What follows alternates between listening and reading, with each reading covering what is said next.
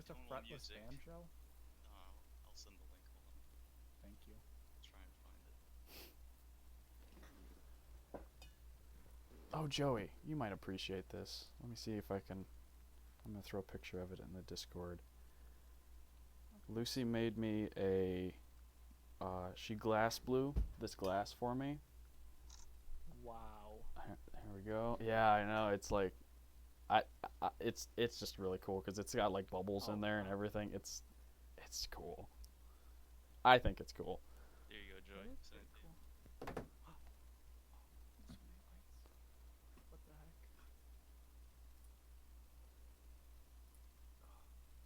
I want to learn about LinkedIn Learning. I want to watch my video.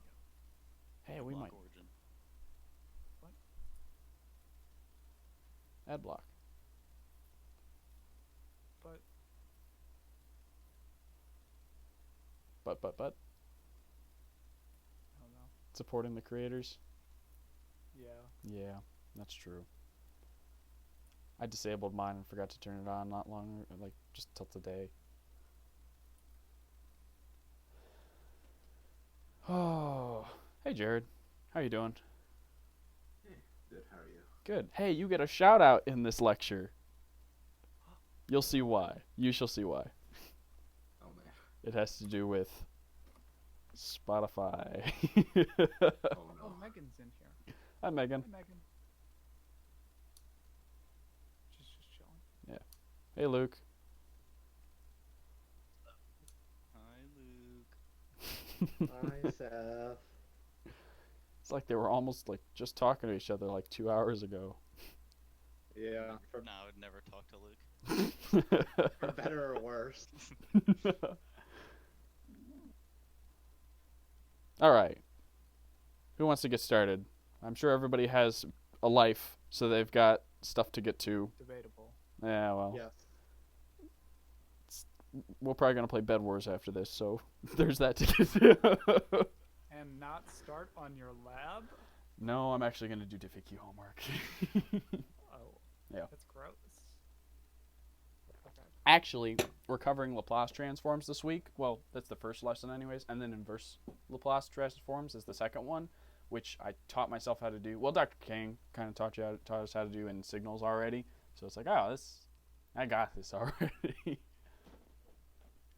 So, this is, I guess we'll get started. This is the slightly Are extended. you recording? Yeah, I'm recording. This is the slightly extended version of a presentation I gave for the IAB meeting, the Industrial Advisory Board meeting. What was it, a week ago? Thursday? And what that board essentially does is it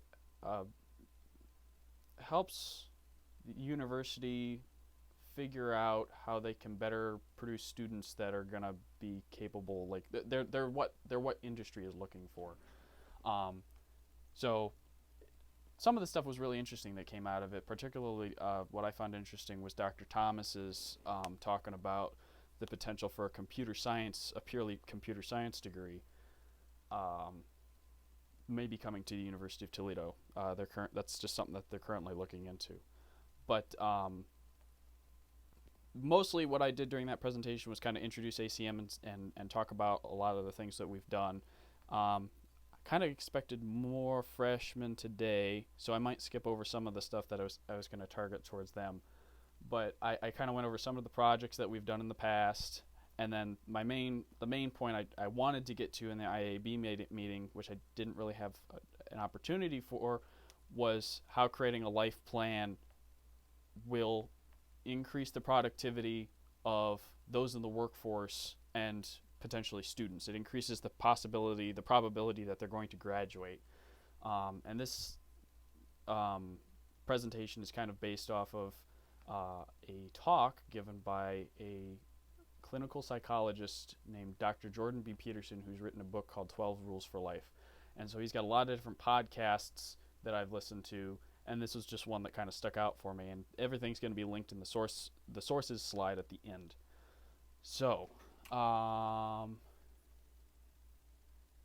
at the IAB meeting, we just kind of started and introduced everybody. Don't really have to here. My phone is going crazy. Just a minute. So, one of the things that we talked about was how, like, what ACM does for its members, and this is kind of going to be like the what. This is kind of like the info, like updating everybody what we're going to be trying to do at ACM for the next, next semester over the winter break and things like that. So, a couple other things, the goals that ACM tries to the ways that ACM tries to support the professional growth of its members is by providing opportunities for lifelong learning, career development, and professional networking. And so the ways that we at UPRC ACM have been trying to do that is by our biweekly lectures, by going to the hackathons, by the Discord server, and through long-term projects. And so, and the hackathons actually, they kind of help with the career development and networking, which is cool because you get to talk with people who are actually looking for jobs or looking for employees, people to hire. And so you get to kind of network with them, see what they want, and see what skills that you can develop in yourself that maybe aren't necessarily provided by our degree.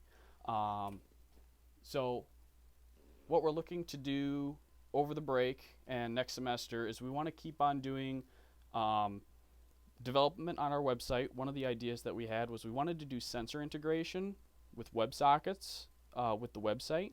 So a lot of us have taken embedded systems now, and so we thought it'd be a really cool idea to hook up, say, a temperature sensor and put it in the Sun Lab. Now this is more applicable to when COVID's not a thing, but like put a temperature sensor like in the Sun Lab so you know when you go there, like, it just happens to be 100 degrees in there today, because we all know the temperature fluctuates so crazily at UPRC. But a custom calendar so we can do event scheduling, room availability, professor availability, helps you be able to see when you can crash class, like what classes are when. A project showcase page was another idea, like so students could log into an account that they create on the website, and they could put up all of the different projects that they're working on currently, and that would kind of put them all in one place that they could point people to, saying like, hey, I've been working on these different things. So that might be kind of cool. Also, what we're hoping to do is with the next semester, more long-term projects. I would like to personally do more hardware projects. It's kind of hard because of COVID, but I know a lot of us have gotten some like embedded system stuff from taking the class.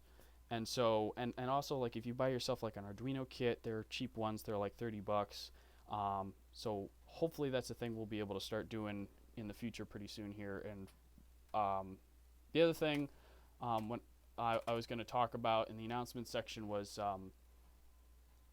I'm going to, over the break, start looking for presentations for next semester. One of the things I want to do is schedule them in advance rather than asking people during the semester when they're busy, and that way they can just be done before the semester, or they have a window so they know of more than a week or two to prepare. So I think scheduling in advance will be good. We've also contacted the ACMW at the IAB meeting, the chairperson of ACMW over at main campus and IEEE, and they're interested in doing collaborations, hopefully participating in some of our biweekly lectures, maybe presenting some of their own.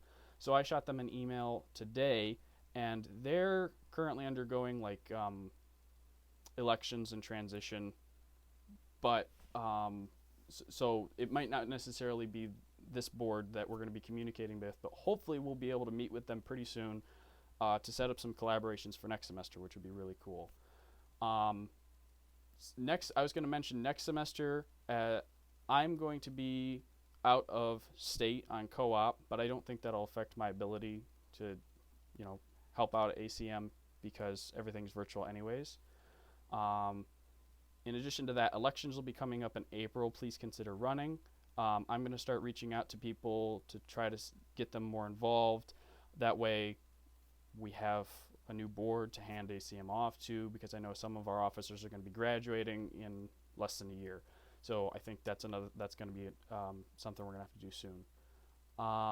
couple ideas that came out of the IAB meeting was it might be cool to go to a high school to kind of spur some interest in the CSE program. So that's a thing that we're going to try to look into, the potential future collaborations like I had mentioned, and we'd also like to focus on ACM recruitment. That's a thing that Kyle has suggested that we start doing, focus more on that, and I think that's definitely a good idea, trying to get the freshmen to come in. And then also just wanted to mention, like I did before, the potential for a purely computer science degree coming to University of Toledo. That's another thing that came out of the IAB meeting, which I thought was pretty cool. So now we're finally done with the announcements, updated everybody. Now into the meat and potatoes of the presentation. So one of the things that Dr. Jordan Peterson talks about, or people have asked him, is what do I do with my employees who just aren't really thriving in the job that they currently are in? Like, what if they, a lot of the times employers want to, you want to maximize productivity, but the problem is a large portion of managerial time is spent dealing with the small proportion of people, maybe like 10%, who aren't doing very well. They have low productivity, low motivation, low engagement. So they come to him wondering, what can we do with these people? How can we help them so that they become more productive employees? Because that's profitable to them. So a couple of things. He has two real practical ideas for these type of employers. So, number one of the issues could be perhaps your employees are kind of struggling to keep up mentally, like they're not on their toes as much, and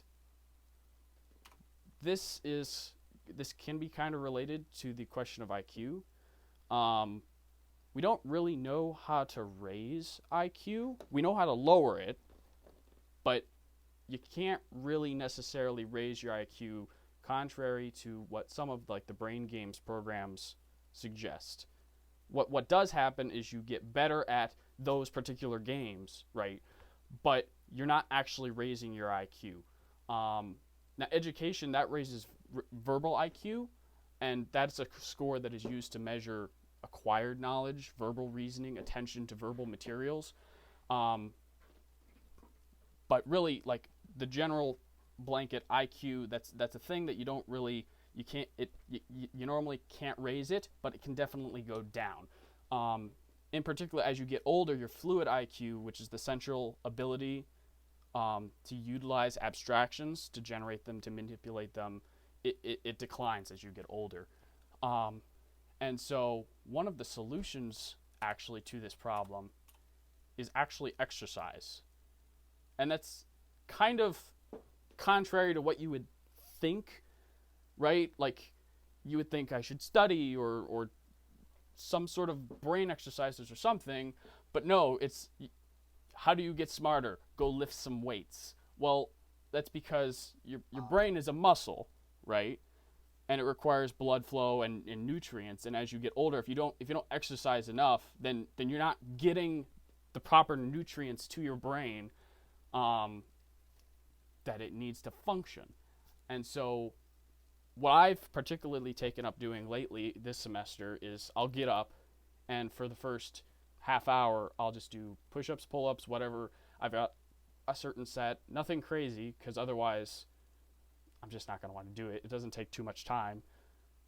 But I've been noticing that I've been able to focus better. Particularly, I've just been able to focus better,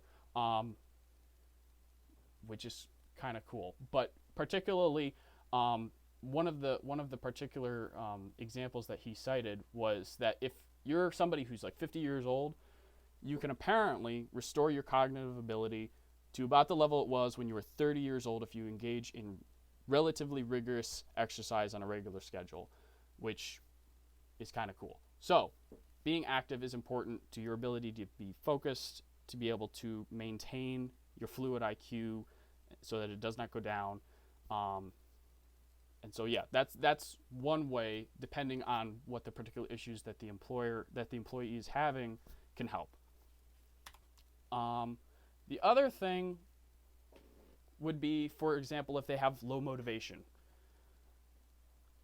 This is a problem a lot when people don't necessarily, for example, if they have mundane jobs, if they don't like what they're doing, right, then the job just becomes a task that they have to do.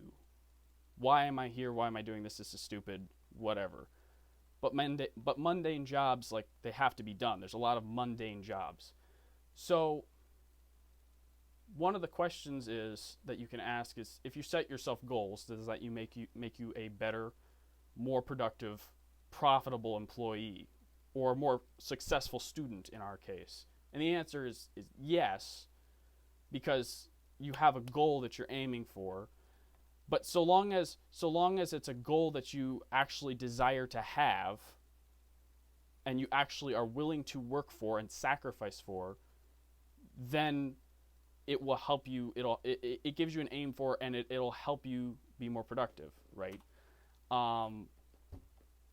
So that kind of intuitively makes sense. Now, the question for employers is, okay, do I ask people to set work goals? Like, I want to do this, this, and this, or I've got some project. In order to I need to complete steps 1, 2, and 3 today to get that project done, or within the next however many months, or these are my yearly goals, right? Or do you put your time into helping them develop a plan for their life, to give them the tools that they need so that they're able to develop a plan for their life? And it turns out that it's actually a better idea to help them set life goals rather than work goals. And we'll kind of get into why that is in just a minute.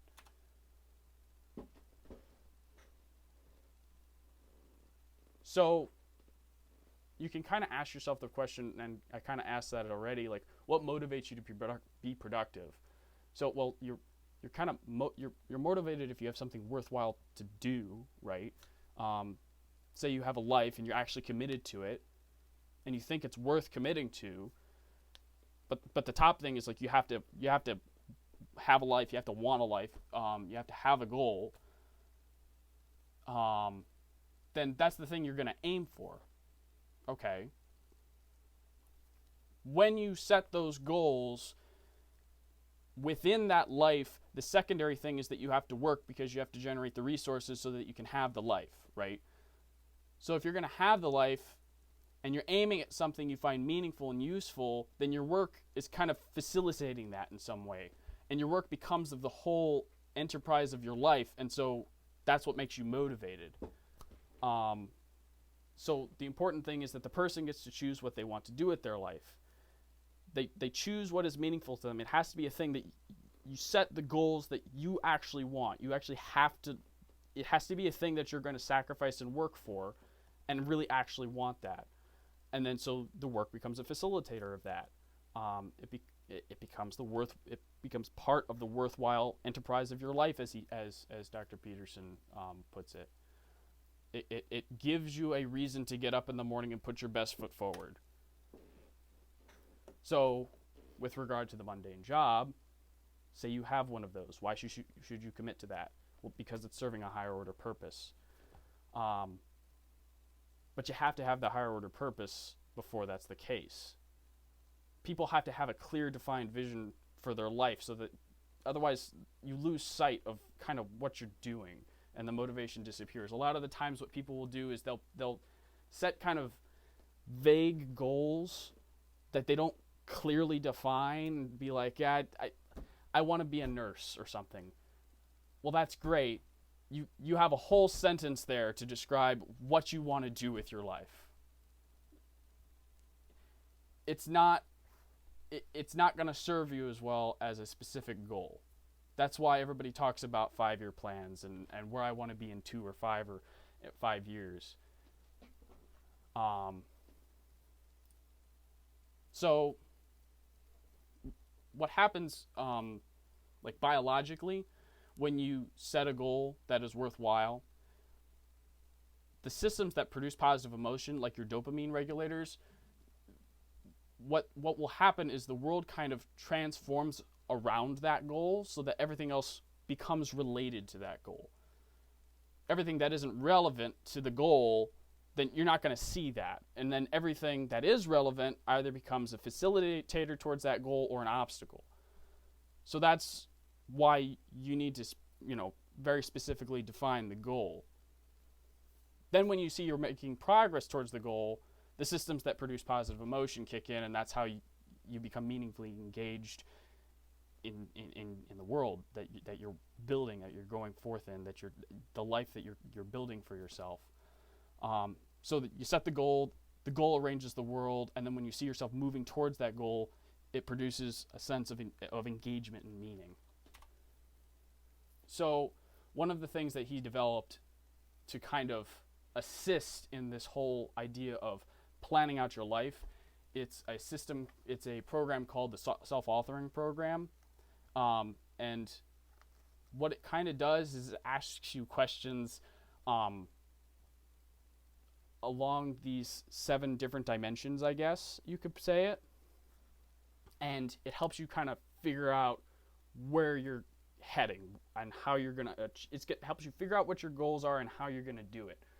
So the 7 support structures that he talks about that you kind of need in your life to kind of have a well-rounded, very well-supported, stable kind of a life is you got to be able to educate yourself. So how are you going to do that, right? You got to have certain ways that you take care of your mental and physical health. You need a career, right? How are you going to deal with temptation? Like, how are you going to not fall into alcoholism, for example? Or, how are you going to spend your time outside of work or school? You need an intimate relationship, whether this is a best friend, somebody that you can confide in, a girlfriend, a best friend, dad, a mom, somebody who's there to support you, and you need a family. Now, not everybody's always going to have all of these, right? Like, sometimes it's not possible depending on your state in life. But, what'll happen is if the other 5 or the other 6 are solid, then you're still good, because those are able to support you. But if you're missing like half of these, then you're really kind of treading against, you're kind of going upstream, and it's going to be difficult you're just making things harder on yourself. So what his program does is it helps you, and you don't even need the program necessarily to be able to list these out and clearly define how you're going to achieve these things, and how you're going to build those support structures. You can just kind of figure it out yourself and put some time into thinking about it. So the evidence for whether or not, the effectiveness of this idea of writing out a life plan and trying to stick to it is, when they developed this program, they tried it out at a college in Ontario called Mohawk Vocational College. And he just had a bunch of people who were just coming into college for the first time. They were freshmen. It was like summer orientation before they started. And he had the students do this program in an hour. So it wasn't even nearly as well done as it could have been or should have been. But he had them do it anyways, sit them down for an hour, and had them write it out and come up with this plan. What ended up happening was with that test group that they ended up, they had half of the incoming freshmen do the self-authoring program, the other half not. And so what happened was, with the group that did the self-authoring program, it increased the probability that the men would stay in college in the first semester by 50%, which that's a huge number. And the reason why he believes that it was specifically men rather than women, the women were already more likely to stay in college in the first place. The men were more likely to drop out. And so the system kind of, the idea of it it was helping them set it was helping the men set in order a life for themselves, come up with a plan for themselves, and they were just they were less likely to have coming into college in the first place. So that's a very large percentage. That's a high number, and so that's kind of something I mentioned at the IAB meeting, and Dr. Serpin was like, "Hey, guys who teach the professional development course, maybe this is something to look into." So we'll have to see where that goes. But should be something that's in 1,000, not or the new 1030. It should. I mean, oh yeah, because people are. I mean, I don't know, Megan. I don't know if you would agree with this, but I feel like the 1,000 course. I don't feel like there's been a huge emphasis on why you guys should be interested in the material, and it's more a emphasis on let's give you guys as much material as possible. Yeah, that makes sense. Yeah. Although I know this semester Dr. Hobbs said he was trying to keep the content about college preparedness lower than it was before. Yeah, there was a lot of time management stuff. Well, there was a couple time management lectures when Dr. Thomas did it for us in first year, which was great. But he did also try to push us into the more technical stuff as well, with assembly programming and a little bit of Java as well. So, and that kind of plays into this quote here. Dr. Peterson teaches at a college in Canada, and something that he noticed after teaching for however many years, he realized that he has all of these students, and they've been in school for 19 years, 12 years of normal school and 3 years of university. And I realized that nobody ever sat them down, not even once in their entire life, and made them write out what they were going to do with their life and why, with the same degree of seriousness that they maybe were called upon to write an essay in the War of 1812. And the more I thought about that, the stranger it got. Especially if something as simple as writing out some goals for your life is going to increase the chance that you're going to have a greater student retention. It would make sense that that's something that you would want to do. So it just is strange that they do not.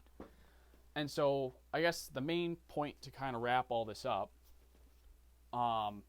if students and employees are encouraged to come up with a detailed plan for the life, and maybe even assisted so far as that's possible, then perhaps that would give them some direction and meaning in their life.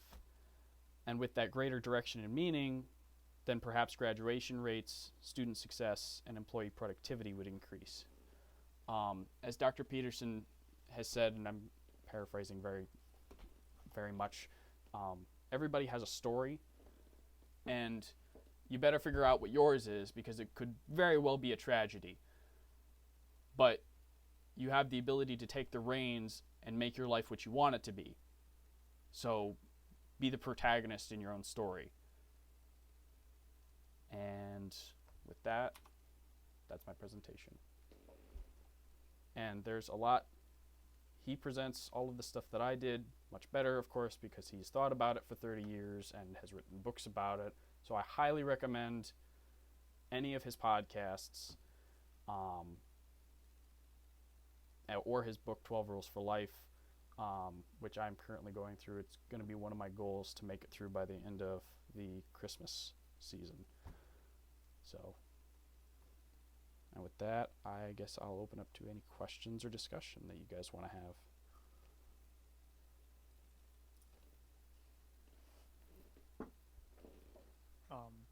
I really like this presentation. I think I teach half the people in this room at some capacity, so I'm in a little different position. I have really been everything you said here. I couldn't agree with more, and I've really been trying to instill in you guys that I'm trying to make you better thinkers, and that it's not just about the stupid material that you're going to have to learn. Right. Mm-hmm. That I'm trying to make you guys better at life. Right. Because what is the point And of what is the point of going through this program, right? If you're inevitably not going to have a job that you enjoy, or like you said, you haven't gained a better ability to think, right? You just gained a bunch of random knowledge, I guess. That's really what it is. Like the stuff that we're doing in like our lectures and the projects that we do, I feel like there's a high probability that's not what we're going to be doing in the real world. I mean, I learned from like my co-op. None of that stuff really applied like directly from school to there. It was only really, okay, I've learned these skills. How can I use those skills? You know, how I thought to solve those problems in school. How can I use those to solve problems in the workplace and the stuff I'm doing in the workplace? Mm-hmm. So yeah, you're not going to be building like embedded system traffic lights. Huffman trees. Or Huffman Yeah, trees.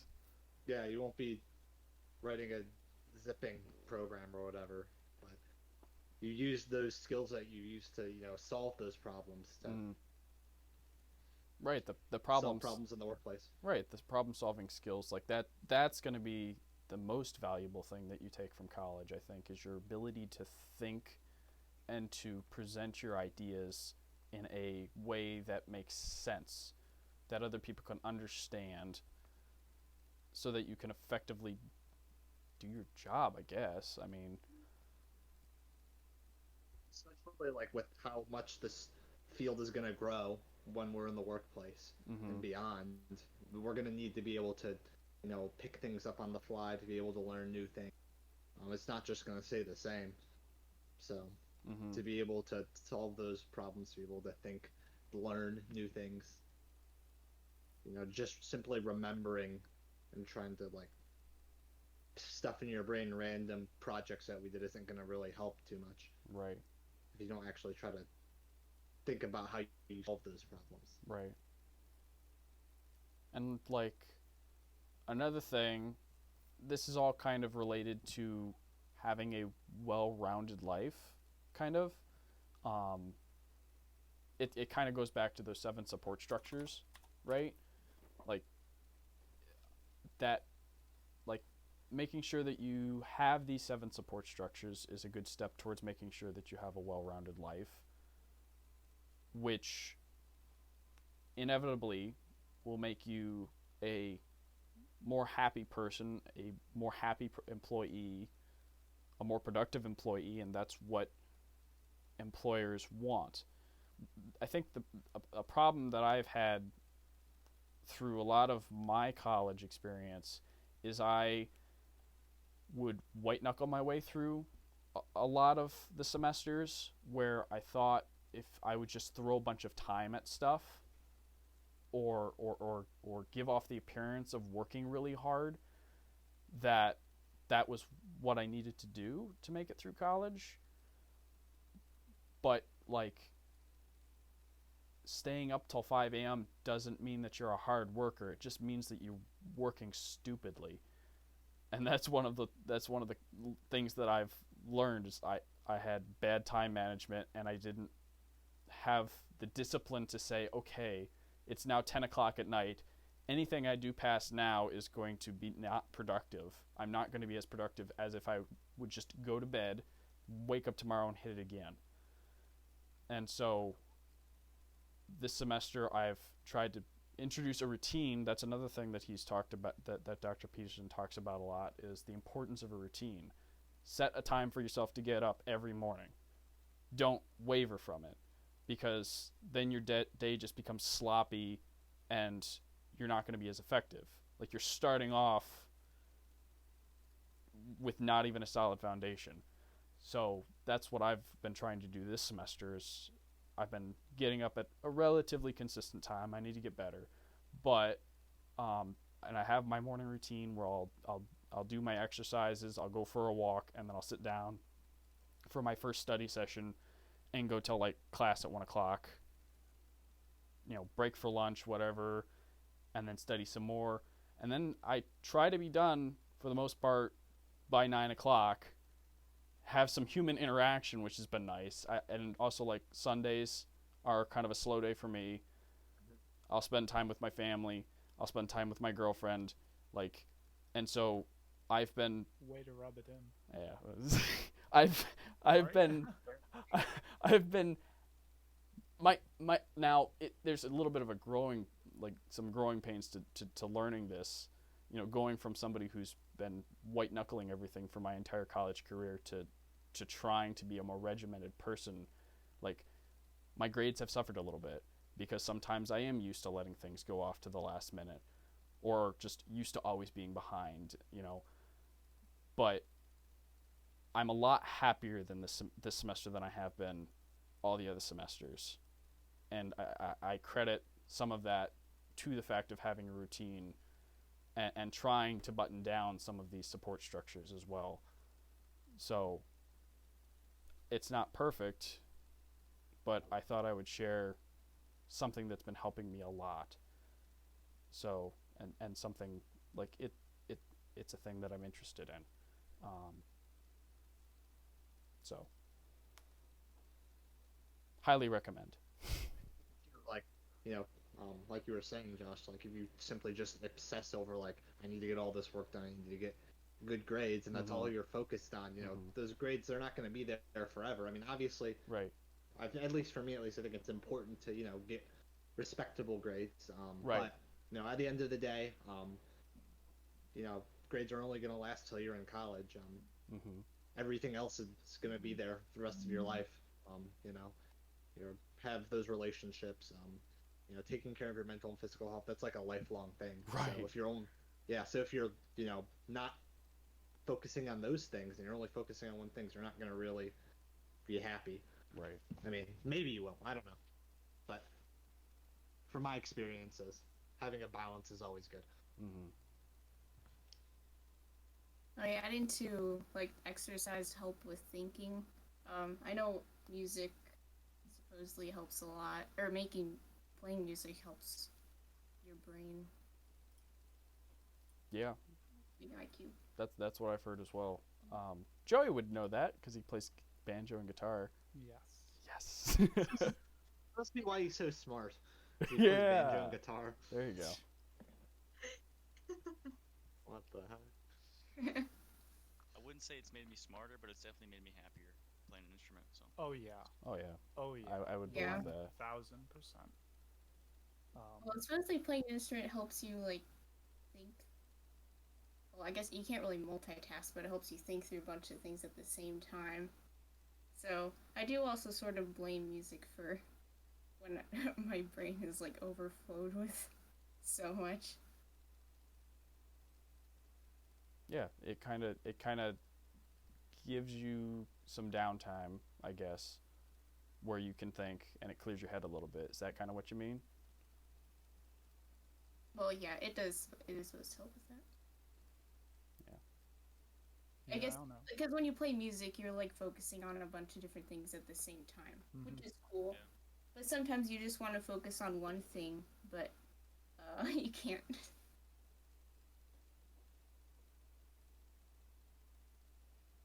Yeah, I think especially for me, I have a feeling that the average computer programmer can agree with the idea that they're usually not very super in tune with their mental health or emotions a lot of the time.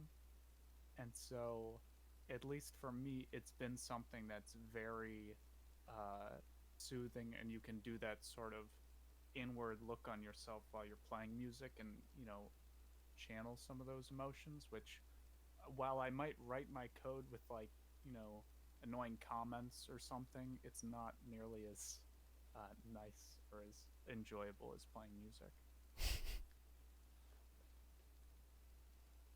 It's like I was reading the comments of one of our professors, and he in his code put down I did such and such and such. Probably wasn't the best choices, but it's what we're going with. Yeah, I was hearing. I think I remember reading that. Yeah, that was One funny. of his classes or whatever. Oh, brother. But so yeah, I think it's important to keep a well-rounded life, and so that's what I've been trying to go for more.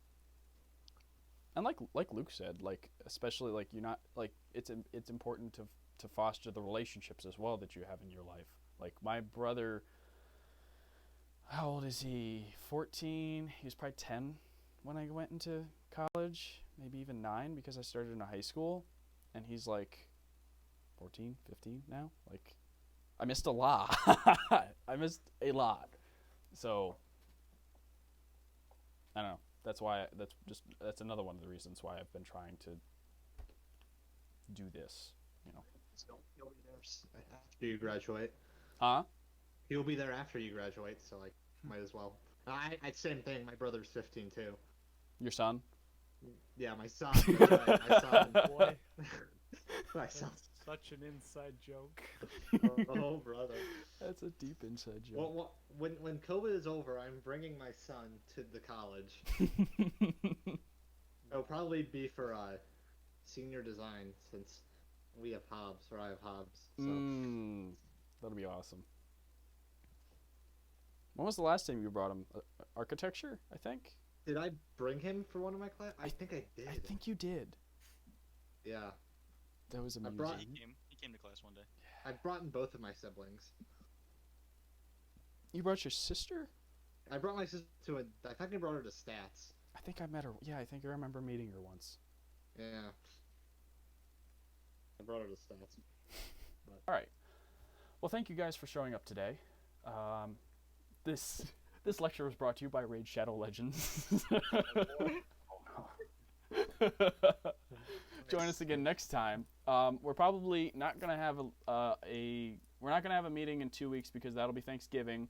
The week after that, though, I think we're gonna have something. We're probably gonna have a lecture by Brendan. It sounds like. We're probably gonna continue over the break with lectures. We'll see how it goes. But people tend to have more time, especially for projects. That's why we're hoping to pick up the website project again over the break. And like I said, I'll be reaching out to people for doing future lectures next semester. So if you're interested, please let me know. If you're interested in learning more about being on the board of ACM, please let me know, because we are definitely going to need people to be running this upcoming April. And if you're concerned about not having enough time, or like you don't want to take on something that's such a large responsibility or whatever, we're here to support you. The previous board is here to support you. It's not like we're going anywhere yet. The idea is we would like to get a new group of leaders in eventually here, and kind of ease the transition along, so that ACM continues after we have graduated, but it's not such an abrupt, here's this entire gigantic thing for you to deal with, to new leaders, because it really isn't. I don't spend that much time every week with ACM. It's not that big of a time sink. The biggest time sink is like when you have to make your own presentation. Like that was it. Besides that, you just talk to people and be like, hey, do you find something interesting that you want to lecture on, maybe for an hour, maybe even a little bit less. And a lot of the times, like Dr. Thomas has been willing to, seniors have been willing to, so Joey and Sam did some, and Kyle's done some. So there's typically a bunch of regulars who like to help. So it's really not that huge of a responsibility, but there is like a thing to keeping it going, I guess. There is a little bit of a time, but you would have support from the previous board if you decided to run and you got elected. So with that, I will talk to you guys later, and thank you for coming.